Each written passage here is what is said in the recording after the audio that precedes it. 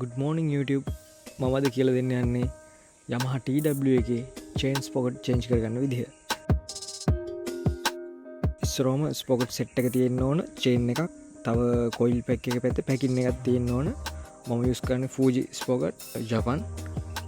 genuine Yamaha sprocket set එකත් හොඳයි. මේකත් Japan හින්දා ලොකු වරදක් නැහැ. oil එක drain කරගත්තට පස්සේ gear pedal එක හිමීට remove කරගන්න ඕන. ඊට පස්සේ තමා අපිට කොයිල් පැක් එක පැත්ත ගලව ගන්න පුළුවන්.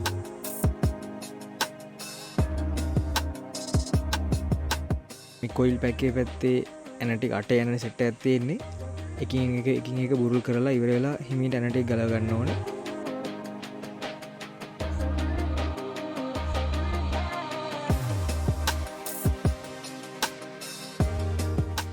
හරි මෙහෙම ගලව ගත්තට පස්සේ හිමීට අදලා ගත්තාම එනවා කොයිල් පැක් එක එළියට.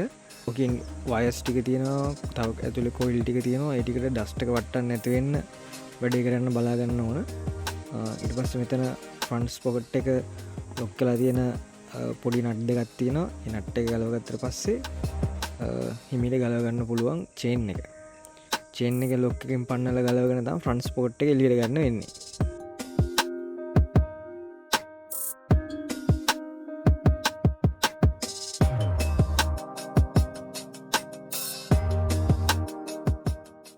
ඔන්න ඔය විදිහට ගත්ත හැකි එළියට චේන් එක ගලව ගත්තාම මොකද ඒකට පුරුල් වෙනවනේ, ස්පේස් එකක් තියෙනවනේ.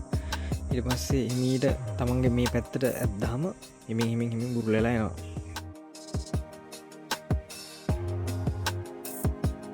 මෙන්න ස්පොකට් එක සෑහෙන්න ගෙවිලා තිබ්බේ. ඒත් ජපන් එකක්ම දාලා තිබ්බේ Fuji. මේ අලුත් ස්පොකට් එක ඉන්ස්ටෝල් කරනවා.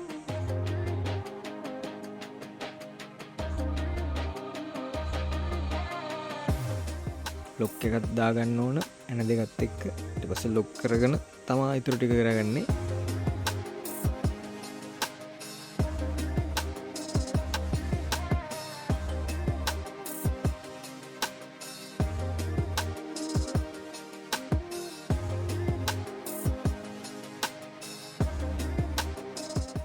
හැන්ඩ් ටයිට් තද කරගෙන ගානට තද කරගන්න. දෙපැත්ත බැලන්ස් එක තද කරන්න ඔයාලා බලාගන්න, නැත්නම් සවුත් වෙන්න පුළුවන්.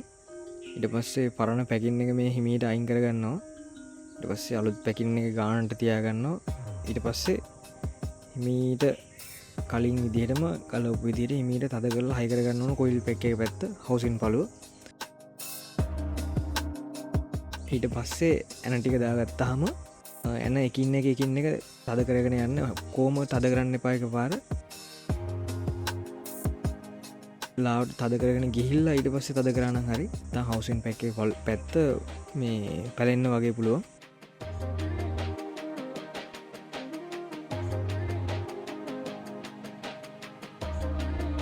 ඊට පස්සේ ජියෝ පැඩල් එක ඉන්ස්ටෝල් කරන්න ඕනේ. අපි ඔයිල් ඩ්‍රේන් කරානේ. ඊට පස්සේ දැන් අලුත් ඔයිල් එකක් අපි දාගන්නවා එන්ජින් එකට.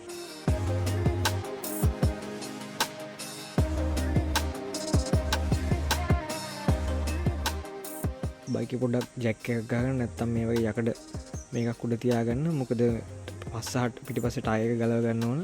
ඇක්සල් එක රිමූව් කරලා 22 වගේ සයිස් එකේ ඇණයක් තියෙන්නේ.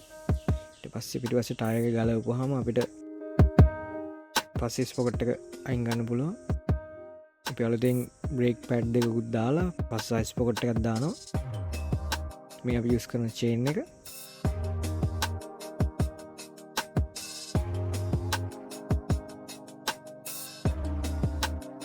අලුත් චේන් එක අපි දානවා. දැම්මහම තමයි අපිට තේරෙන්නේ චුට්ටක් දිග වැඩි. ඊට පස්සේ අපි ග්‍රයින්ඩ් කරලා පොඩ්ඩක් චේන් එක ගානට හදා ගන්නවා. හදාගෙන ලොක් එක දාගත්තාම හරියටම හරි. මේ වගේ ජපන් සෙට් එකකින් සෑහෙන කාලයක් දුවා ගන්න පුළුවන් බයික් එක කිසිම ඉෂුව එකක් නැතුව. අනිවාර්යෙන් ජපන් බයික් එකකට ජපන් ස්පොකට් සෙට් එකක් යූස් කරන්න. ඉන්දියන් මේකට හරියන වෙන ඒවා තියෙනවා. යූස් කරනට වඩා ජපන් එකක් යූස් කරන එක බයික් එකටත් හොඳයි. Thank you වීඩියෝ එක බලුවාට. ඉස්සරහට තවත් වීඩියෝ එකකින් අපි හම්බෙමු.